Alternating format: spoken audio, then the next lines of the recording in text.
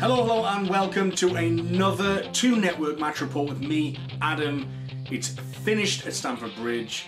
It's finished Chelsea 3, Newcastle United 0. We haven't progressed past the 4th round of the FA Cup again under Ashley. That's now never happened. I think we've won only 4 FA Cup games in the last decade, I think the stat was, which is pretty horrific. Look, it was always going to be a tough game against a very, very good side, 3rd in the table. Turned us over in the league at Stamford Bridge earlier as well. The team selection was a bit curious. I'm sure most people didn't expect a few of the names on there, but obviously with such a huge game at home to Burnley on Wednesday, which will significantly also indicate the end of the transfer window, there was a few surprises in there. So we went for a 5-man defence. I know that we'd done this against Man City. It's not a huge surprise that we went for it again. We had Haidara came in at left wing back. We had Manquillo as the right wing back. Mbemba joined Clark and Lascelles. Dollar retained his place in goal. And joining Shelvey and Hayden in the centre of midfield was, forgotten man again, Henri Save, who had been heavily linked with a move away from Newcastle this window. Might still happen, there's still a couple of days left.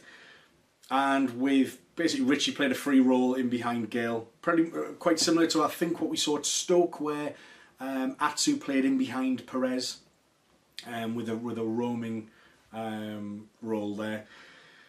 And despite some forgotten men coming in to the starting 11, we didn't do too badly actually starting out. I mean, we retained a lot more possession than I ever expected to in the first. I mean, it was in a way it was very similar to the way we started at Stamford Bridge in the league. We the first 20 minutes we were really exceptional. We were pressing them high. We were making life difficult for Chelsea, who very astute passes. They can move from box to box in a few passes. Hazard is obviously a world-class player, so it's about trying to contain his movement. And today, we saw him play a free role as well. Obviously, he was coming in from the left wing, but he was popping up everywhere. If you managed to catch the game in full, he was popping up all over the pitch on the right-hand side and left-hand side.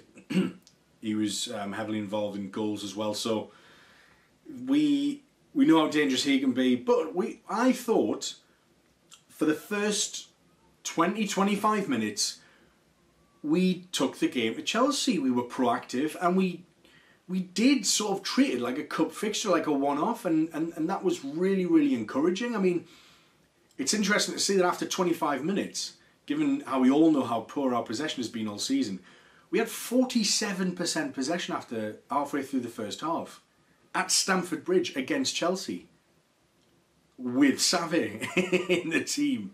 I mean, I'm laughing because he made a couple of poor passes, gave the ball away a couple of times. Obviously, we'll get on to the second goal very shortly. But I thought Mbemba got in a few good challenges. I thought he looked busy. I thought in the opening half an hour, Haidara, given I hadn't seen him play in months, he looked busy, looked lively, looked like he wanted the ball. I think he suits that left wing back role quite well. But again, I think what got us today, and I think it was a little bit of, yes, it wasn't our strongest team, definitely without question. Rafa obviously focusing on that Premier League match, which survival's everything. And he probably supposed under low percentages we're unlikely to beat Chelsea even with our best team. So the Premier League game's more important. That thinking can be easily criticised, I think, but we all know how precarious the league position is. We all know how good Chelsea are. And, for the best part of the first half, we actually took the game to them. We went for it. We did go for it. So, it was this high pressing that really caused them problems, and I thought Shelvey in the first half was the man to make everything happen for us. He looked really on fire. He had a couple of really good shots. I think it was a Hadara cross from the left, and he sort of controlled quite a high shot, a volley towards the post that had to be tipped round by Willy Caballero. Some more high pressing put Chelsea under defence under scrutiny because they kept trying to play the ball out from the goalkeeper, and we won the ball back, and Shelvey had a chance, and that was beaten away by Caballero. So Shelvey was popping up everywhere, and even I felt he was one of these games where, you know, he makes a challenge, daft challenge, but I thought he wasn't trying to. I didn't feel his attitude had got the better of him. I think he was just getting stuck in, which is, you know, there can be a fine line sometimes, particularly with somebody as temperamental as Shelvey. But I thought he played really well first half. I really do. But when you push forward and you've got possession and you're trying to create chances at the other end, what are Chelsea able to do? They're able to break with pace, break very efficiently and effectively, and in a few passes and moves they can have a shot on goal, and that's exactly what happened. So Pedro receives the ball around the halfway line. Clark comes right out to meet Pedro, but he sort of doesn't get anywhere near him in the same respect. Pedro sprays a really impressive diagonal ball which got in behind Mbemba and into Hazard. And what's happened is, you know, Mbemba's trying to shadow him. Lascelles has come out because Manquillo's tracking a run behind him. It's basically so Jamal Lascelles has come out to block that run and to block a potential shot. What he's done, Lascelles, is he's left Batshuayi completely unmarked, and because Clark has burst his way forward and hasn't got back fast enough, Lascelles has left Batshuayi completely unexposed, and he's got a tap in basically. Darlow's got absolutely no chance, and that's 1-0 to Newcastle, 1-0 to Chelsea, and it's a really cheap goal to give away. I feel we got too carried away pushing men forward, and Clark should never be. And even if Clark has gone that far forward, he needs to be busting a gut to get back. I didn't feel that the attitude was right today. I'm not just singling out Clark because there was others, and I'll get onto those for the second goal. But Lascelles probably feels he's got no choice but to block the run of Manquillo's man. I can't remember who it was, but Manquillo's lost him, so Manquillo's second best. Lascelles had to come across to block a direct shot between him and Darlow, and then they've just sprayed it out to Batshuayi, who's passed it in a very simple goal on the half hour, and it just undid a lot of really good work and potential upset that we might have caused them. The second goal was very kind of similar. Clark committed himself forward to the point that actually we were on the attack. Clark passed it in, and Clark shot forward next to Gale in the opposition penalty area. Ball goes square to Save, who runs into trouble. He did this against West Ham, and Arnautovic scored, if you remember, the opening goal in that victory at the Olympic Stadium. And then they went on another counter-attack, and it's fed into Hazard, who has Mbemba shadowing him again. But look what's happened. Haidara, who was around Save when he lost the possession, is chasing down the left-hand side, and he stops running. Batshuayi has just breezed into the box, and there's twice that the Haidara is only a couple of yards away from Batshuayi. And if Haidara's quick, we know he's quick if he's got pace. I know he's made a Weetabix most of the time, but if he is fit enough to play, he should be busting a gut to get back in goal side of Batshuayi and give him some sort of challenge and obstacle to scoring. So twice he's sort of like got, and then he's stopped, and he's gone again, and he's stopped again, and it's piss poor attitude. That it's awful. And what you've got is, again, Lascelles has to just throw himself in between Darlow and the striker. It's deflected off Lascelles' leg when he's gone to tackle, and it's looped over Darlow, who again has absolutely no chance with it, and it's looped in. It's 2-0, and you're thinking, well, 2-0 at half time. That really hasn't been a 2-0 half at all. But I just think the attitude of Clark and the attitude of Haidara and Save's sort of loose passing, it just was really, really poor. And that's why you go. I mean, look at the two teams, both made errors in that first half.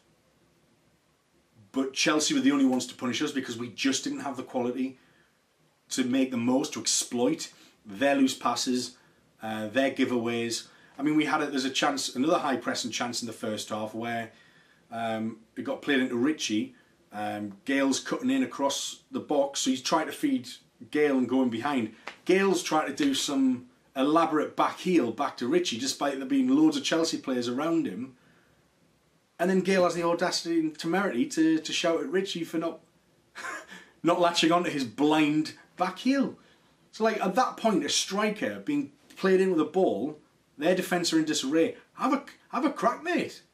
You've scored in the league here a few months ago, so have a go.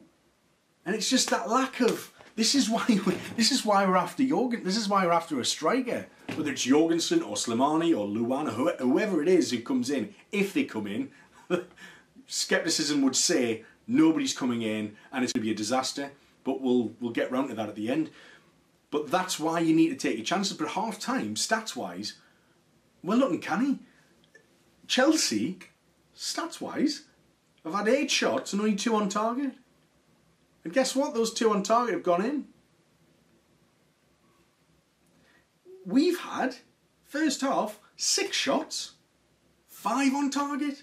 So you've had more than double the amount of chances on target. So no one can say that we sat back. No one can say that we were anti-football, that we killed the game off. We didn't. We were proactive in the first half. 3-0 will not reflect that first half performance at all. It just won't.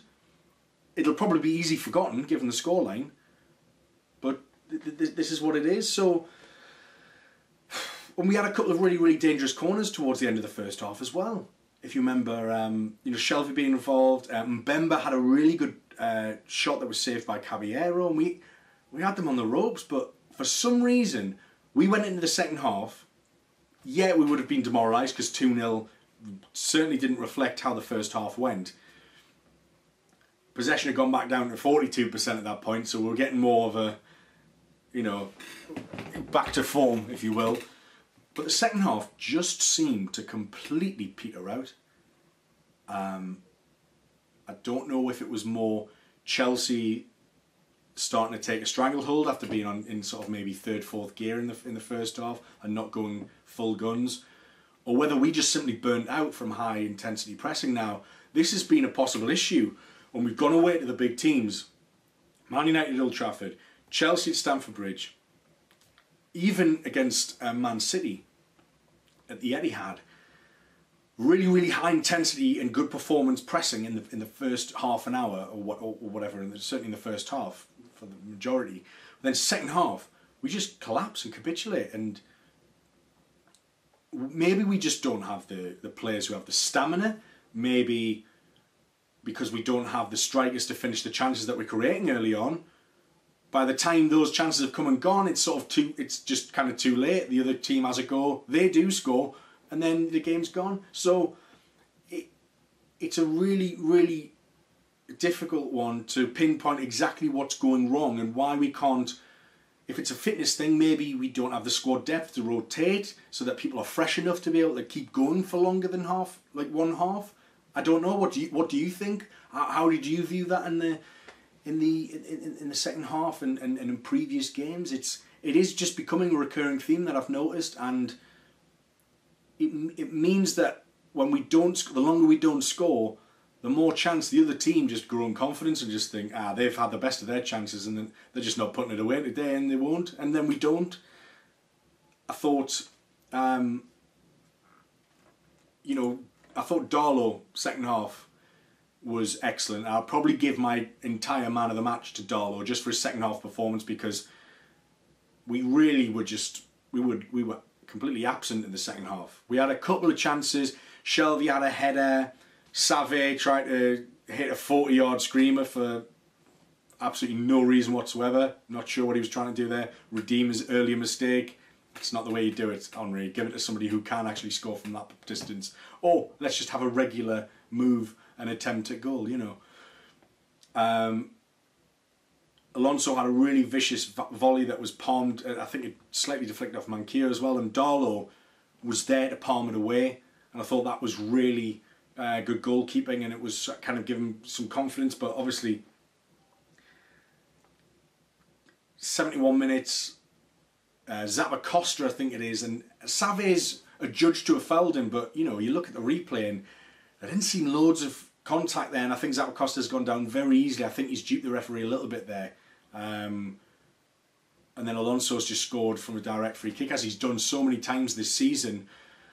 As much as the goal, the strike didn't actually go top corner past Darlow, I think he hit it with such ferocity and on such a low trajectory that it was very difficult for Darlow to do anything about it. It was quite high as well. I'm not going to give Darlow too much blame for that, because I think there's not, you can't really legislate for something like that. It's like a penalty. It's when somebody's so good at free kicks, and it was a very, very good strike. There's nothing you can really do about it, but it was kind of just indicative of the pressure that Chelsea had started to apply on us on the second half, after, you know, a relatively shaky first half for them. But I think at that point it's pretty much it's game over. And to be honest, when Joselu came on, and this isn't a reflection on Joselu particularly, but I think at the time Joselu came on for Gale, the game was over. It felt flat. It felt like we'd lost our mobility up front anyway. And Richie had started to fatigue. We didn't have much penetration, because at that point Murphy and Atsu were still on the bench. And it just I think we were almost like throwing in the towel there. And it was just, from that moment, we'd just sort of given up. And I think that was before the third goal. But when the third goal went in, I was absolutely game over. Although I've got to give massive appreciation to the travelling Newcastle fans, who you could hear after we went 3-0 down. Those fans were shouting for Rafa Benitez, giving him all the love and singing their hearts out, and that'll mean a lot to him, especially at Stamford Bridge, where he didn't feel appreciated. To get that appreciation when you're 3-0 down from the Newcastle fans will mean a lot to Rafa Benitez, and it's things like that that keep him at this club. It's no exaggeration to say so.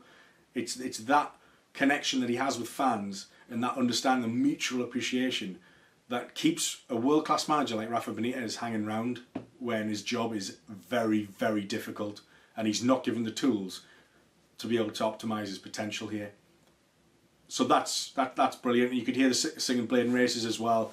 Fans were loud, raucous, even in the face of defeat. So I thought that was really spot on, really, really spot on. And this is after seeing quite an abject performance. And you know, I've spoken in the last few weeks about how I feel that Newcastle's mentality is one of the best in the bottom half, and that I think this togetherness and unity that we have gives us an edge over our rivals battling for relegation, because we won't capitulate like others. But today I really felt we capitulated, and maybe it was the new lads coming in who haven't really been getting much first team football. Maybe it was to do with them, but then Clark let me down today. I really did, and that was very, very disappointing. I don't know if it was a tactic that we were playing with a back three, so Clark had license to push up to try and nick a goal. That might have been an instruction for him by Rafa himself, but ultimately he needs to take responsibility for being out of position, not once but twice, for both their opening goals, and that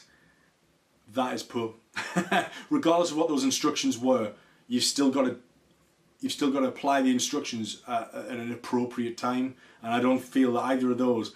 I just felt the attitude was lacking there, and he wasn't the only one, but there was a few guys in the team today that I just wasn't happy with, and we're out the cup because of it. And maybe we're never going to beat them, but we certainly didn't give ourselves the best chance. So, you know, that wasn't a particularly dirty game. I mean, Zappacosta went to land one on Hadara after he got a nick on his sock in the first half. But as much as I expected Hadara to get stretchered off, he managed to play on. Chelsea had a couple more chances, a lot more chances in the closing moments, the sort of final 10 minutes.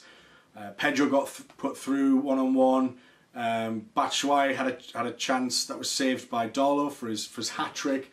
That was one where I think he megged Mbemba, and then he tried to hit an acute angle against Darlow, but he stood strong. Darlow stood strong again against Batshuayi on the other side of the box.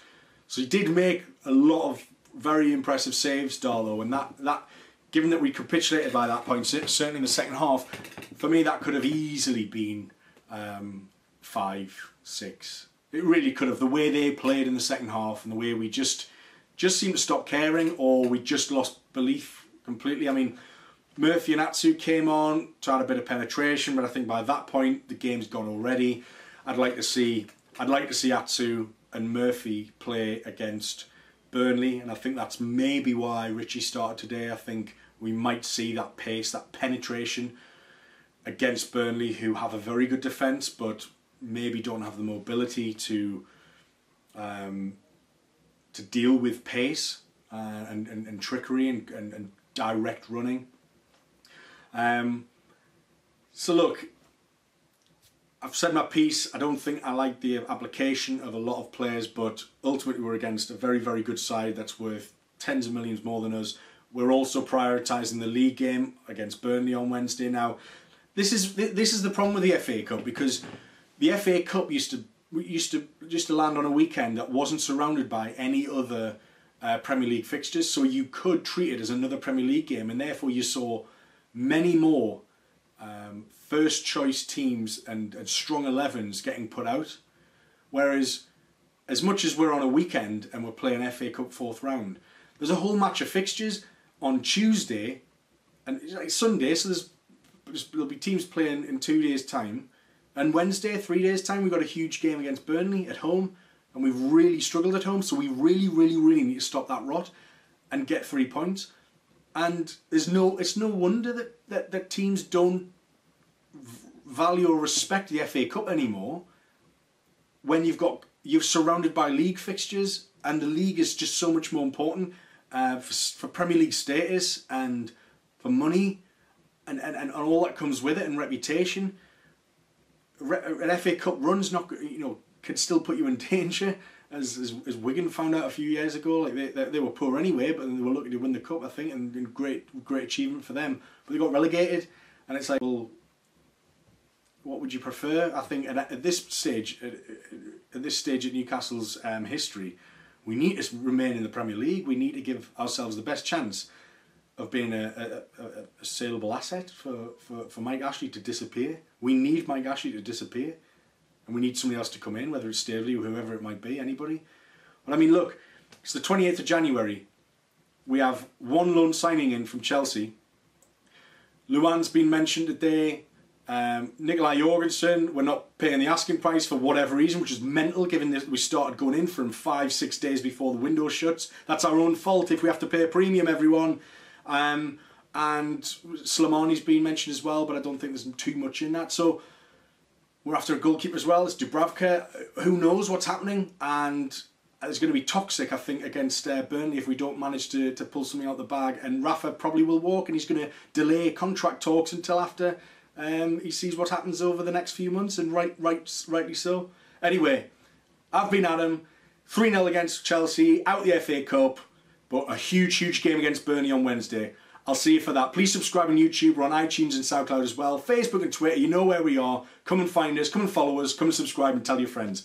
I've been Adam. This has been the Toon Network. Thanks very much. Bye. Bye.